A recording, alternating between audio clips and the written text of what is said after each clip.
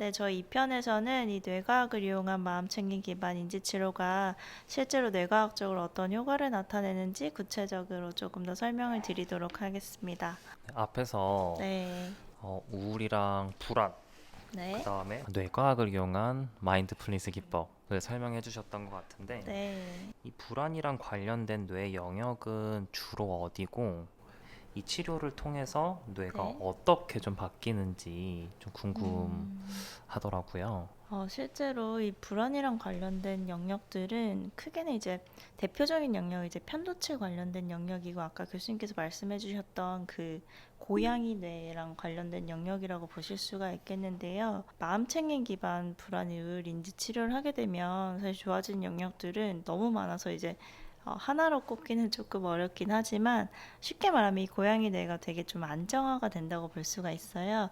아까 고양이 뇌 중에서 특히 핵심적인 영역이 편도체라는 영역이거든요. 사실 불안하신 분들은 거의 보통인 분들에 비해서 과활성화 된다고 알려져 있거든요. 뇌과학적으로 조금 더 설명을 드리자면 일반적으로 이제 뭐 시각, 그러니까 보는 거, 듣는 것, 청각, 신체에서 느끼는 여러 가지 감각들이 이제 들어오게 되면은 머리에서 이제 시상이라는 영역이 있는데 거기를 거쳐서 이제 고위의 영역인 이제 피질 일 통과하기 전에 아까 말씀드린 그 편도체로 이제 정보가 전달이 되게 돼요. 우리가 이제 위험한 상황을 이제 빠르게 인지하고 이제 어떻게 대처할지 빠르게 이제 행동할 수 있는 여러 가지 신체 반응을 일으키게 되거든요. 이때 편도체가 이제 과하게 활성화되게 되는데 특히 불안하신 분들은 여기가 과하게 활성화되게 되는 게 특징입니다. 그래서 이제 병적인 불안은 특히 편도의 장애라고 할 수 있는 게 특징이고요. 그래서 이제 뇌과학의 관점에서 보면 인지 치료를 받는 경우에는 이 편도체가 조금씩 안정화가 잘 된다라는 게 가장 큰 특징이라고 할 수 있겠습니다. 편도를 이제 말씀을 좀 해주셨는데 혹시 다른 부위들도 좀 변화가 될 수 있는 부위들이 너무 있나요? 많죠. 네.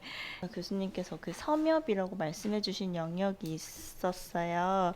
네, 섬엽이라는 것은 우리가 이제 다른 사람들의 마음에 좀 공감을 하기도 하고 내 상태를 이제 인식하고 신체 감각을 좀 느끼는 것, 그리고 우리가 행복감을 느끼는 것이랑도 관련이 있는 영역이라고 알려져 있는데, 보통 우리가 이제 이 마인드풀니스 명상을 하게 되고 마음챙김 기반 이 명상을 지속적으로 하게 되면 이 섭렵도 되게 활성화가 잘 된다라고 알려져 있고 그것들이 결국엔 우리가 행복감을 잘 느끼게 되고 공감을 더 잘하게 되는 것이랑 연관이 된다라고 할 수 있고 그 외에도 대표적인 게 이제 피지, 전두엽의 활성화나 아니면 시상과도 이제 관련이 있는 여러 가지 효과가 있다라고 알려져 있습니다. 우리가 뇌 사진을 찍어 보니까 우리가 MBCT 명상을 하고 나서 뇌의 어떤 부분이 좋아지나 이렇게 여러 가지로 봤더니 뭐 웬만한 부분이 다 좋아져요. 정서 조절하는 부위 이런 데 같은 데는 굉장히 많이 좋아지더라고요. 근데 그 대표적인 게 이제 편도가 이렇게 있으면 편도 앞에 전전두엽이 있어요. 이 전전두엽이 편도랑 연결되는 섬유를 우리가 언시네이트 파시클러스라고 그러거든요. 그 파시클러스뿐만 아니라 그 앞에 있는 전전두엽이 꽉 타이트하게 잡아주는 거예요. 그게 이제 좋아지는 원인 중 하나고, 그 다음에 그 정서 조절하는 우리 안테리어 대상회라고 하는 앞쪽에 있는 회도, 그것도 정서 조절하는 아미그달라 조절하는 거랑 굉장히 연관이 많거든요. 그 부분들이 즉 이 편도를 계속적으로 조절하게 하는 그 링크가 굉장히 그 타이트하게 바뀌어요. 그다음 그 외에도 이제 섬엽은 아까 내장 기관의 그 감각을 느끼는 부분이라고 했잖아요. 불안 민감성 있는 데가. 근데 공황장애 환자들은 볼륨도 적고 그다음에 연결성도 시원치 않은데 그런 것들도 많이 좋아지는 걸로 나타나 가지고 편도에 둘러싸이는 그런 감정 조절하는 그런 부위들이 굉장히 타이트하게 만들어진다라고 이렇게 생각하면 쉽게 이해를 할 수 있을 것 같아요. 그 인지 치료를 통해서 뇌가 변한다고 생각하니 되게 솔깃한 것 같아요. 그 음. 헬스장에서 운동해서 이제 근육을 좀 키우고 싶어 하잖아요. 그래 맞아요. 아니 요새는 몸짱이 그 대세 아니에요, 사실은. 예, 저는 이제 예. 정신과 의사니까 이 뇌짱이 중요하겠다. 왜냐면은 사실은 사람 보이지 않는다고 해서 몸은 보이기만 하지 솔직히 큰 의미가 없잖아요.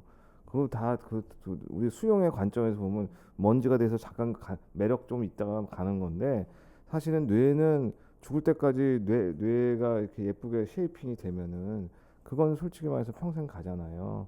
그러니까 그런 거에 대한 훈련 같은 게 필요할 텐데 필라테스님, 헬스님 이렇게 하는 것도 있지만 이런 명상 인지 치료 같은 경우는 사실 뇌를 굉장히 아름답게 가꿔줄 수 있기 때문에 두 개가 병합이 돼야 되는 것 같아요. 실제로 우리가 노화를 방지하고 오래 사는 사람들의 그 행동 패턴들을 보면 이런 뇌를 조절하는 능력이 굉장히 훌륭하고 명상도 뭐 꽤 많이 하고 운동도 한 두세 시간 이상씩 하는 그런 사람들이 오래 살고 노화도 잘 적은 걸로 돼 있거든요.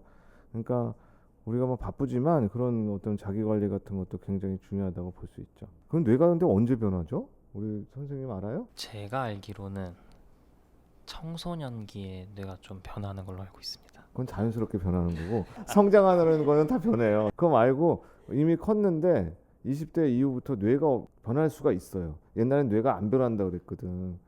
그런데 뇌가 변하게 되는 게 몇 가지가 있는데 그 중에 하나가 이제 MBCT 우리 명상인데 우리가 신경 가소성이라고 그러죠.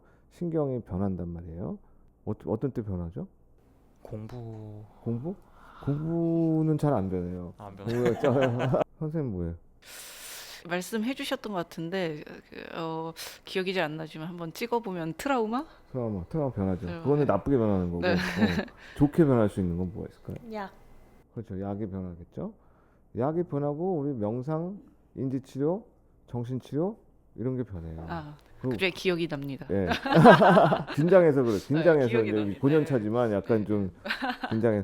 그 운동도 변하죠. 만약 주기적인 운동을 계속적으로 할 경우 뇌가 많이 변합니다. 뇌가 변할 수 있는 방법이 이렇게 따로 있는데 이게 안 할 이유는 없는 거죠. 근데 저희가 이제 힘들어하는 감각들 중에 시각이나 청각 이런 것들보다도 통각을 훨씬 힘들어하는 것 같은데 인지치료 아니면은 이 마인드풀니스 치료 자체가 통증 같은 것도 줄여주거나 아니면 다른 형태로 느끼게 해줄 수 있는 방법이 있는지 좀 궁금합니다. 좋은 질문입니다. 뇌과학적인 관점에서 설명드리면 신체 통증도 이제 마인드풀니스 명상을 통해서 좀 줄여줄 수 있다라고 결론을 먼저 말씀드릴 수가 있겠는데요. 뇌과학적으로 제가 설명을 조금 드려볼게요. 마인드풀니스 명상을 하게 되면 방금 이제 교수님께서 말씀해주신 그 신경 가소성이라는 개념에 의해서 뇌가 변하게 됩니다. 그래서 이제 그 중에서 이제 머리의 이 내측 안쪽 전두엽이라는 이 앞쪽에서 이 공감에 중요한 섬엽이라는 곳이 있다고 말씀드렸었는데 이곳들이 이제 활발해지게 되거든요.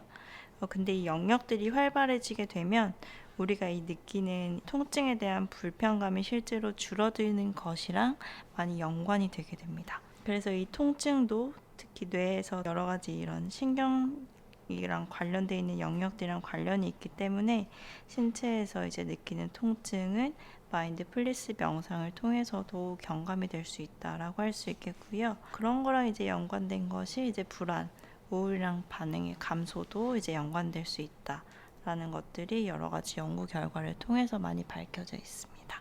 원래 아까 섬엽 얘기할 때 몸의 내장기관이나 뭐 이런 거에 연결돼 있는 거 불안 민감성 이런 거 얘기했었잖아요. 같은 통증이 있어도 어떤 뇌 섬엽이 약한 사람은 통증을 더 과하게 느끼죠. 불안 민감성이 높으니까. 그러니까 행복감도 떨어지고 감정에 대한 공감도 떨어지고 그렇게 될 수밖에 없는데 그 앞에 있는 전전두엽 우리 저 감정 조절하는 전전두엽이나 대상회 같은 부분도 통증을 조절하는 데 굉장히 중요하거든요. 그런 것들도 향상시킨다 그랬잖아요. 편도를 감싸고 있는 조절하는 주의가 활성화가 되거든요. 그러니까 통증도 조절을 잘하죠. 우리가 이 통증은 사회적인 통증도 있고 신체적인 통증도 있어요. 만약에 발 다쳤어.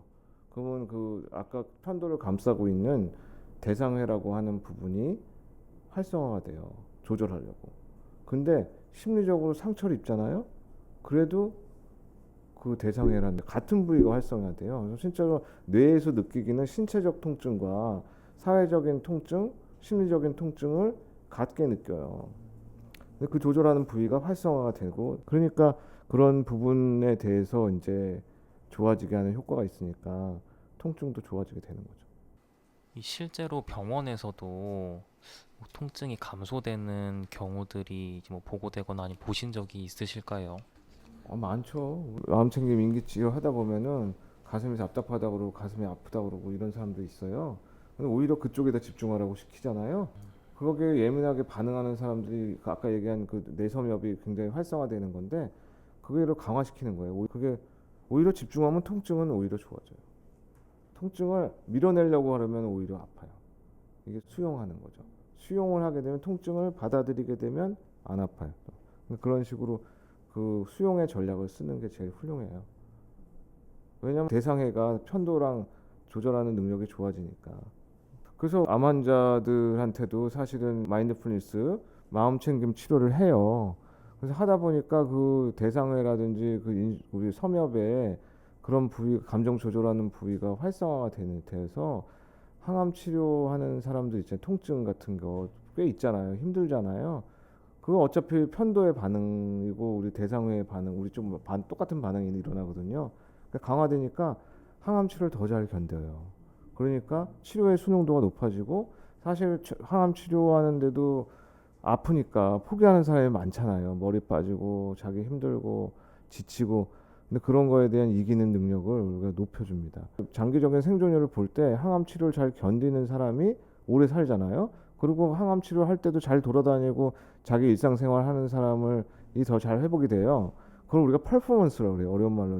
거기에 이제 수행 능력을 보는 거죠. 수행 능력 그레이드를 막 나누는데 수행 능력이 좋은 사람들은 생존율이 굉장히 높아요. 그러니까 그런 생존율을 높이는 데도 기여할 수 있다고 우리가 지금 알려지고 있죠. 그래서 그런 면에서 굉장히 중요한 치료라고 볼 수 있습니다.